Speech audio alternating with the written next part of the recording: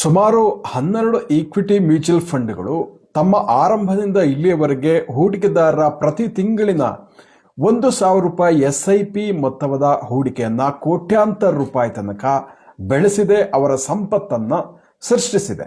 ಹಾಗಾದ್ರೆ ಆ 12 equity mutual ಫಂಡ್ಗಳು ಯಾವುದು ಅನ್ನೋದನ್ನು ನೋಡೋಣ. ಮೊದಲಿಗೆ ನಾನು ಹೇಳ್ತೀನಿ, ಇದು ಯಾವುದು ಕೂಡ ಯಾವುದೇ ಒಂದು ಶಿಫಾರಸು ಅಲ್ಲ.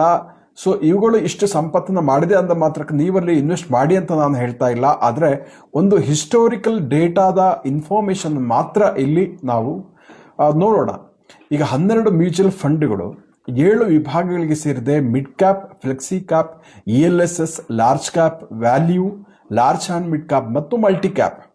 ಸೊ ಈ 7 ವಿಭಾಗಗಳಲ್ಲಿ 12 ಈಕ್ವಿಟಿ ಮ್ಯೂಚುವಲ್ ಫಂಡ್ಗಳು ಹೂಡಿಕೆದಾರರ ₹1,000 ಪ್ರತಿ ತಿಂಗಳ SIP ಮೊತ್ತವನ್ನು ಕೋಟ್ಯಾಂತರ ರೂಪಾಯಿಯಾಗಿ ಪರಿವರ್ತಿಸಿದೆ, ಹೆಚ್ಚಿಸಿದೆ, ಅವರ ಸಂಪತ್ತನ್ನು ವೃದ್ಧಿಸಿದೆ.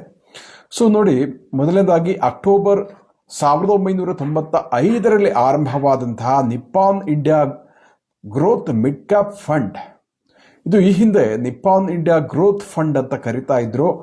ಸೊ ಇದು ಆರಂಭದಿಂದ 22.19% XIRR ನೊಂದಿಗೆ ₹1,000 ಮಾಸಿಕ SIP ಅನ್ನ ₹2,86,00,000 ಪರಿವರ್ತಿಸಿದೆ. ಅಂದ್ರೆ ಇನ್ಕ್ರೀಸ್ ಮಾಡಿದೆ ಆ ಇನ್ವೆಸ್ಟ್ಮೆಂಟ್ ಅನ್ನ. ಯಾರು 1995 ಅಕ್ಟೋಬರ್ನಿಂದ ಪ್ರತಿ ತಿಂಗಳು ₹1,000 ಹಾಗೆ ಇನ್ವೆಸ್ಟ್ಮೆಂಟ್ ಮಾಡ್ತಾ ಬಂದಿರೋ ಅವರ ಹಣ ಈ ಮೊತ್ತಕ್ಕೆ ಹತ್ರ 2.25 ಕೋಟಿಗೆ ವೃದ್ಧಿಸಿದೆ. ಸೊ ಎರಡನೇದಾಗಿ Franklin India mid cap fund. ಇನ್ನೊಮ್ಮೆ ಹೇಳ್ತೀನಿ, Franklin India mid cap fund. ಈ ಹಿಂದೆ ಫ್ರಾಂಕ್ಲಿನ್ ಇಂಡಿಯಾ ಪ್ರೈಮಾ ಫಂಡ್ ಅಂತ ಇದನ್ನು ಕರೀತಾ ಇದ್ರು. ಡಿಸೆಂಬರ್ 1993ರಲ್ಲಿ ಇದು ಆರಂಭ ಆಯಿತು. ಅಲ್ಲಿಂದ ಇಲ್ಲಿವರೆಗೆ 19.69% XIRR ನೊಂದಿಗೆ SIP ಅನ್ನು ₹2,38,00,000 ಇದು ಪರಿವರ್ತಿಸಿದೆ. ಮೂರನೇದಾಗಿ HDFC ಮ್ಯೂಚುವಲ್ ಫಂಡ್ನ HDFC ಫ್ಲೆಕ್ಸಿ ಕ್ಯಾಪ್ ಫಂಡ್. ಈ ಹಿಂದೆ HDFC ಈಕ್ವಿಟಿ ಫಂಡ್ ಅಂತ ಕರೀತಾ ಇದ್ರು. ಇದು 1996ರ ಮಾರ್ಚ್ನಲ್ಲಿ ಆರಂಭ ಆಗಿತ್ತು.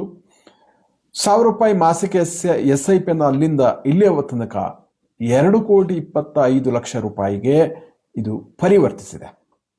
ಅದೇ ರೀತಿ ನಾಲ್ಕನೇದಾಗಿ HDFC ELSS tax saver mutual fund.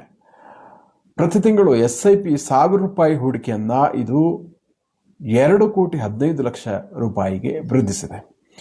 Franklin India flexi cap fund, ಈ ಹಿಂದೆ ಫ್ರಾಂಕ್ಲಿನ್ ಇಂಡಿಯಾ ಈಕ್ವಿಟಿ ಫಂಡ್ ಅಂತ ಕರಿತಾ ಇದ್ರು. ಸೆಪ್ಟೆಂಬರ್ 1994ರಲ್ಲಿ ಆರಂಭ ಆಯಿತು. 18.85 XIRR ನೊಂದಿಗೆ SIP ಅನ್ನ ₹1,67,00,000 ಪರಿವರ್ತಿಸಿದೆ.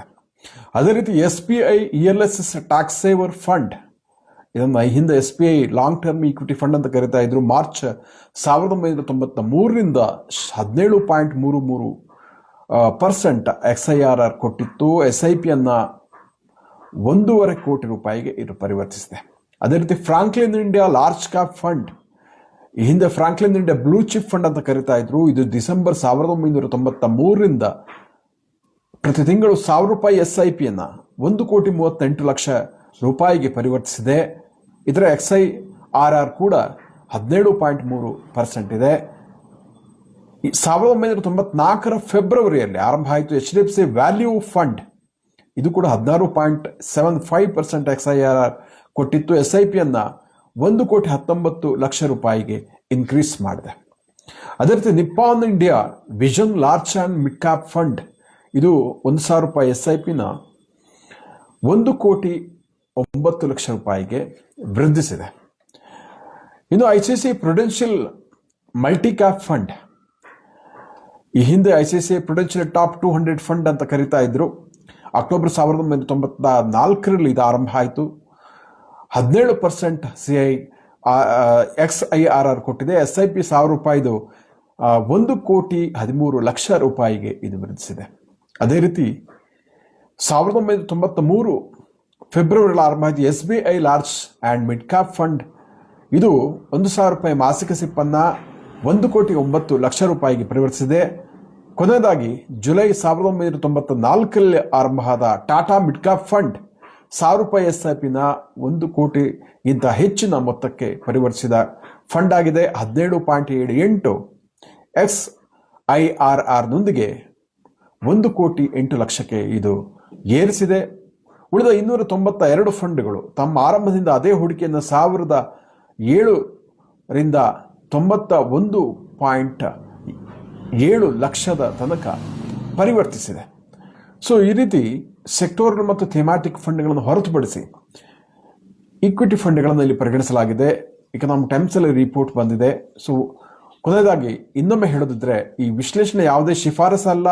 ಆದರೆ ₹1,000 SIPಯನ್ನ ಮಾಡ್ತಾ ಹೋದ್ರೆ ಕಾಲಾಂತರದಲ್ಲಿ ಅದು ಎಷ್ಟು ದೊಡ್ಡ ಮೊತ್ತವಾಗಿ ಪರಿವರ್ತನೆ ಆಗುತ್ತೆ ಅನ್ನೋದಕ್ಕೆ ಇದೆಲ್ಲ ಉದಾಹರಣೆಗಳನ್ನ ನಾವಿಲ್ಲಿ ನೋಡಿದೀವಿ. ಸೊ ಅಂದ್ರೆ ಮ್ಯೂಚುವಲ್ ಫಂಡ್ ಅಲ್ಲಿ ಲಾಂಗ್ ಟರ್ಮ್ ಇನ್ವೆಸ್ಟ್ಮೆಂಟ್ ಯಾವ ರೀತಿ ಕೋಟ್ಯಾಂತರ ರೂಪಾಯಿ ಸಂಪತ್ತನ್ನು ಸೃಷ್ಟಿಸುತ್ತೆ, ದೊಡ್ಡ ಮೊತ್ತದ ಹಣವನ್ನು ಅದು ಕ್ರಿಯೇಟ್ ಮಾಡುತ್ತೆ, ಆದಾಯವನ್ನ ಅಥವಾ ಯಾವುದಕ್ಕಾದ್ರೂ ಅದನ್ನು ಬಳಸ್ಬೋದು. ಸೊ ಆ ರೀತಿ ಒಂದು ದೊಡ್ಡ ಮೊತ್ತವನ್ನ ಸಂಪತ್ತನ್ನು ಸೃಷ್ಟಿಸಲಿಕ್ಕೆ, ವ್ಯಾಲ್ಯೂ ಕ್ರಿಯೇಷನ್ ಮಾಡಲಿಕ್ಕೆ, ನಮ್ಮ ಇನ್ವೆಸ್ಟ್ಮೆಂಟಿನ ವ್ಯಾಲ್ಯೂನ ಇನ್ಕ್ರೀಸ್ ಮಾಡಲಿಕ್ಕೆ ಯಾವ ರೀತಿ ಅನುಕೂಲ ಆಗುತ್ತೆ ಅನ್ನೋದಕ್ಕೆ ಇದೆಲ್ಲ ಒಂದಷ್ಟು ಉದಾಹರಣೆಗಳಾಗಿದೆ. ಸೊ ಹೀಗಾಗಿ ಎಕ್ಸ್ಪರ್ಟ್ಸ್ ಈವನ್ ವಾರನ್ ಬಫೆಟ್ ಕೊಟ್ಟು ಹೇಳುವಂಥದ್ದು ಲಾಂಗ್ ಟರ್ಮ್ಗೆ ಇನ್ವೆಸ್ಟ್ ಮಾಡ್ತಾ ಹೋಗಿ, ಅದರಿಂದ ಬೆನಿಫಿಟ್ ಸಿಗುತ್ತೆ ಅನ್ನುವಂಥದ್ದು.